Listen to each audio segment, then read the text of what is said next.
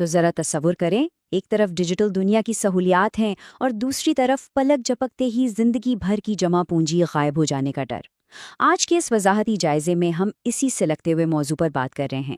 ہم نے 2 مایہ ناز قانونی ماہرین کی گفتگو کا عمیق جائزہ لیا ہے تاکہ Pakistan cyber fraud recovery hand book کی پیچیدگیوں کو بالکل آسان الفاظ میں سمجھا جا سکے۔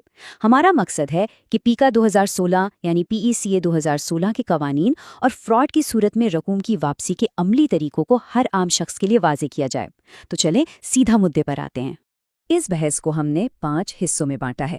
2026 میں ڈیجیٹل فراڈ کے نئے ٹرینڈز، ہمارا قانونی ڈھانچہ، وہ انتہائی اہم گولڈن آور رسپانس، NCCIA کی کارروائی، اور آخر میں بچاؤ کی کچھ زبردست حکمت عملیاں۔ تو شروعات کرتے ہیں پہلے حصے سے، یعنی موجودہ دور میں ڈیجیٹل فراڈ کے رجحانات کیا ہیں۔ ماہرین نے بڑی دلچسپ اور سچ کہوں تو تھوڑی ڈرا دینے والی نشاندہی کی ہے۔ آج کل جعلی ساز اتنے ہوشیار ہو گئے ہیں کہ وہ باقاعدہ بینک کے نمائندے بن کر کال کرتے ہیں اور باتوں باتوں میں آپ کا OTP نکلوا لیتے ہیں۔ اس کے علاوہ راتوں رات امیر بنانے والی جعلی انویسٹمنٹ ایپس یا پھر واٹس ایپ ہیک کر کے دوستوں سے ادھار مانگنا اور وہ فیک ای کامرس پارسلز، یہ سب عروج پر ہے۔ خاص طور پر ایزی پیسہ اور جیز کیش جیسی روزمرہ استعمال کی سروسز پر تو یہ حملے بہت ہی عام ہو چکے ہیں۔ لیکن قانون کی نظر میں آن لائن فراڈ اصل میں ہے کیا؟ دونوں قانونی ماہرین نے اس پر بڑا واضح موقف اپنایا ہے۔ ان کے مطابق جب کوئی شخص ڈیجیٹل لین دین میں جعلی شناخت استعمال کرے اور بڑی چالاکی سے دوسرے کی رضامندی حاصل کر کے اسے مالی نقصان پہنچائے اور خود غیر قانونی فائدہ اٹھائے، تو بس یہی وہ چیز ہے جسے پاکستانی قانون سائبر فراڈ مانتا ہے۔ یہ کوئی عام دھوکہ نہیں ہے بلکہ باقاعدہ ایک واردات ہے۔ اب آتے ہیں دوسرے حصے کی طرف، ہمارا قانونی ڈھانچہ، خاص طور پر پیکا 2016 اور PPC 1860 کے آگے۔ اگر ہم سزاؤں کی بات کریں نا، تو پیکا کے تحت سزائیں واقعی بہت سخت ہیں۔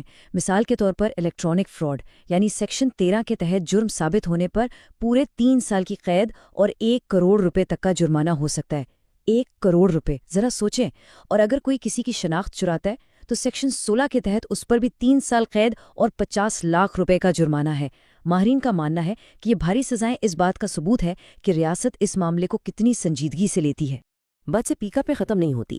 تعزیرات پاکستان یعنی PPC کی مشہور سیکشنز 420، 468 اور 471 بھی اس جال کا حصہ ہیں، جو جعلسازوں کے گرد گھیرا تنگ کرتے ہیں۔ اور اس گفتگو کا سب سے زبردست حصہ تھا اسٹیٹ بینک آف پاکستان کی وہ پالیسی جس کے تحت اگر کوئی فراڈ ہونے کے 24 گھنٹے کے اندر اندر شکایت کر دے تو بینک پابند ہے کہ وہ اس مشکوک اکاؤنٹ کو فوراً ٹریس کرے اور اسے منجمد کر دے۔ یہ 24 گھنٹوں والا اصول واقعی ایک گیم چینجر ہے۔ اور یہیں سے ایک بہت ہی اہم سوال جنم لیتا ہے، یہ گولڈن آور یا سنہری گھنٹہ کیا بلا ہے اور اس دوران اصل میں ہوتا کیا ہے؟ تو بڑھتے ہیں تیسرے حصے کی جانب، گولڈن آور رسپانس اور ایک قدم بقدم ایکشن پلان۔ ماہرین اس بات پر متفق ہیں کہ فراڈ کے بعد کے ابتدائی 1-2 گھنٹے انتہائی اہم ہوتے ہیں، بالکل کسی ایمرجنسی کی طرح۔ پہلا کام جو کرنا ہے وہ ہے ڈیجیٹل ثبوت محفوظ کرنا۔ فوراً اسکرین شاٹس لیں، ٹرانزیکشن ID یا TID نوٹ کریں۔ دوسرا کام، بغیر کوئی منٹ ضائع کیے اپنے بینک یا والیٹ کی ہیلپ لائن پر کال کریں تاکہ وہ ٹرانزیکشن کو ہولڈ کر سکیں۔ اور تیسرا قدم یہ ہے کہ اس کال پر باقاعدہ شکایت کا ریفرنس نمبر اور آڈٹ لاگ لازمی مانگیں۔ یہ وہ چیزیں ہیں جو آگے چل کر کیس کی بنیاد بنتی ہیں۔ اب بات کرتے ہیں چوتھے حصے کی، NCCIA کا عمل اور اس حوالے سے قانونی نظائر کی۔ یہاں ماہرین نے ایک بہت بڑی اور تازہ ترین تبدیلی کی طرف اشارہ کیا ہے۔ ہم میں سے اکثر لوگ اب بھی سمجھتے ہیں کہ سائبر کرائم کا مطلب ہے سیدھا FIA کے پاس جانا، لیکن اب ایسا نہیں ہے۔ اب national cyber crime investigation agency یعنی NCCIA وہ باضابطہ سرکاری ادارہ ہے جس نے FIA سائبر کرائم ونگ کی جگہ لے لی ہے، تو اب تمام شکایات سیدھی وہیں جائیں گی۔ اور اس کا طریقہ کار بہت ہی سیدھا ہے۔ سب سے پہلے ان کے سرکاری پورٹل پر جانا ہے، وہاں اپنی ٹرانزیکشن ID، وقت اور اس جعل ساز کی جو بھی تفصیلات آپ کے پاس ہیں وہ سبمٹ کرنی ہے۔ ماہرین بتاتے ہیں کہ اگر یہ قابل دستاندازی جرم ثابت ہوتا ہے تو پھر باقاعدہ انکوائری شروع ہوتی ہے، FIR کٹتی ہے اور سب سے بڑھ کر اس جعل ساز کا اکاؤنٹ منجمد کر دیا جاتا ہے۔ قانونی پہلوؤں پر بات ہو رہی ہو اور کسی پرانے کیس کا حوالہ نہ آئے، ایسا تو ہو نہیں سکتا۔ محمد بلال بمقابلہ سرکار کا فیصلہ اس حوالے سے ایک کمال کی عدالتی نظیر ہے۔ اس میں واضح کر دیا گیا ہے کہ قانون شہادت آرڈر کے تحت ڈیجیٹل رسیدیں، بینک کے ٹریلز اور الیکٹرانک ثبوت محض ہوا میں اڑتی باتیں نہیں ہیں، بلکہ یہ عدالت میں پیش کیے جانے والے ٹھوس اور فیصلہ کن شواہد ہیں۔ اور اس ساری بحث میں ایک ایسی چیز سامنے آئی جو واقعی ایک امید کی کرن ہے، وہ ہے تلافی یعنی ریسٹیٹیوشن کا تصور۔